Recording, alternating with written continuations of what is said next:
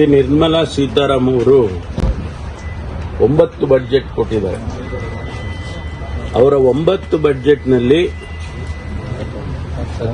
ಅತ್ಯಂತ ಕೆಟ್ಟ ಬಜೆಟ್ ಅಂತ ಹೇಳಕ್ ಹೋಗೋದಿಲ್ಲ ನಾನು. ವೀಕೆಸ್ಟ್ ಬಜೆಟ್ ಅಂದ್ರೆ ಈ ಬಜೆಟ್. ನಾವು ಅನೇಕ ನಿರೀಕ್ಷೆಗಳನ್ನು ಮಾಡಿದ್ದೇವೆ, ಬರೀ ಕರ್ನಾಟಕದಷ್ಟೇ ಅಲ್ಲ, ದೇಶದ ಪ್ರಗತಿಗೋಸ್ಕರ ಅನೇಕ ನಿರೀಕ್ಷೆಗಳನ್ನ ಜನಸಮುದಾಯ ಮಾಡಿದ್ದು. ಅದೆಲ್ಲ ಹುಸಿಯಾಗಿದೆ.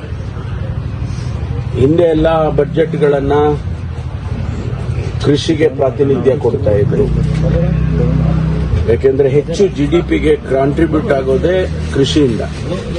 ಅದಕ್ಕೆ ಹೆಚ್ಚು ಒತ್ತು ಕೊಡೋರು, ಕೈಗಾರಿಕೆಗೆ ಒತ್ತು ಕೊಡೋರು.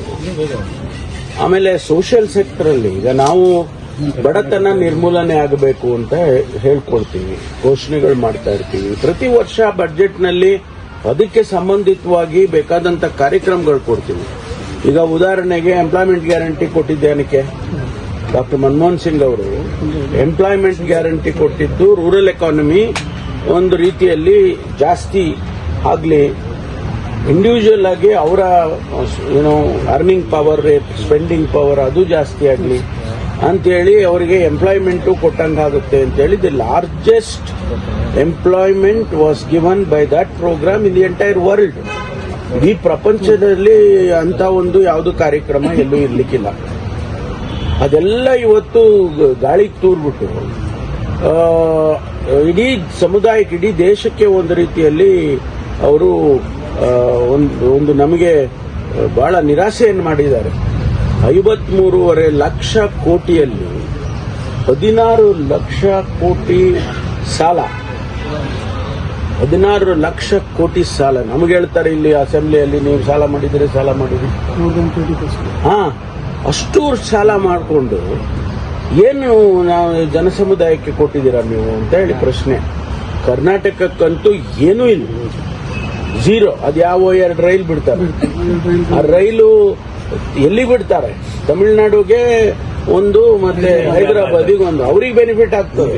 ಬೆಂಗಳೂರಿಂದ ಜನ ಹೋಗೋದು ಹೈದರಾಬಾದಿಗೆ, ತಮಿಳುನಾಡಿಗೆ ಅವ್ರಿಗಾಗ್ತದೆ. ಅದರಿಂದ ಯಾವುದೂ ಇಲ್ಲ. ಕರ್ನಾಟಕಕ್ಕಂತೂ ಯಾವುದೂ ಕೂಡ ನಮಗೆ ಹೇಳ್ಕೊಳ್ತಕ್ಕಂಥದ್ದು ಒಂದೇ ಒಂದು ಸಿಂಗಲ್ ಪ್ರೋಗ್ರಾಮ್ ಕೊಟ್ಟಿಲ್ಲ. ನಮಗೆ ನೀರಾವರಿ ಕೊಡಬೇಕಿತ್ತು, ನಮಗೆ ಇನ್ಫ್ರಾಸ್ಟ್ರಕ್ಚರಿಗೆ ಕೊಡಬೇಕಾಗಿತ್ತು, ಅಗ್ರಿಕಲ್ಚರ್ ಸೆಕ್ಟರ್ನಲ್ಲಿ ಇಡೀ ದೇಶಕ್ಕೆ ಕೊಡಬೇಕಾಗಿತ್ತು. ಯಾವುದು ಕೊಡದೇನೆ ಸುಮ್ಮನೆ ಇದು ಒಂದು ಬಜೆಟ್ ಅಂತ ಕರಿಬೇಕಾ? ಇದನ್ನ ಸೆಲೆಬ್ರೇಷನ್ ಮಾಡ್ತಿದ್ಯಲ್ಲ, ಯಾವ್ದನ ಕಡಿಮೆ ಮಾಡಿರೋದ್ ಲಿಸ್ಟ್ ನೋಡಿದ್ರ? ಬೆಂಕಿಪಟ್ಟಣ, ಪ್ಲಾಸ್ಟಿಕ್, ಇಂಥವಕ್ಕೆ ಕಡಿಮೆ. ಔಷಧಿಗಳಿಗೆ ಇವಕ್ಕೆಲ್ಲ ಸ್ವಲ್ಪ ಮಾಡರೇಟ್ ಆಗಿ ಮಾಡಿದ್ದಾರೆ. ಆದ್ರೆ ಈ ಪ್ರೋಗ್ರಾಮ್ಸ್ ಕೊಡಬೇಕಲ್ಲ. ನಾವು IITಗಳು ಎಕ್ಸ್ಪೆಕ್ಟ್ ಮಾಡಿದ್ದೋ, IIMಗಳು ಎಕ್ಸ್ಪೆಕ್ಟ್ ಮಾಡಿದ್ದೋ. ಎಜುಕೇಶನ್ ಸೆಕ್ಟರ್ನಲ್ಲಿ ಇಷ್ಟು ವೇಗವಾಗಿ ಶಿಕ್ಷಣ ಬದಲಾವಣೆ ಆಗ್ತಾ ಇದೆ ಪ್ರಪಂಚದಲ್ಲಿ, ನಮ್ಮನ್ನ ಹಿಂದೆ ಕಿಟ್ಬಿಟ್ರೆ. ನಾಟ್ ಓನ್ಲಿ ಎಜುಕೇಶನ್ ಸರ್, ಹೆಲ್ತ್ನು ಸೇರಿ ನಿಮಗೆ ಏನ್ ಎಕ್ಸ್ಪೆಕ್ಟ್ ಮಾಡಿದ್ರಿ? ಏನಿಲ್ಲ, ನಾ ಹೇಳಿದ್ಮೇಲೆ IIMs ಎಕ್ಸ್ಪೆಕ್ಟ್ ಮಾಡಿದ್ದು ಕೊಡ್ಲಿಲ್ಲ ನಮ್ಗೆ.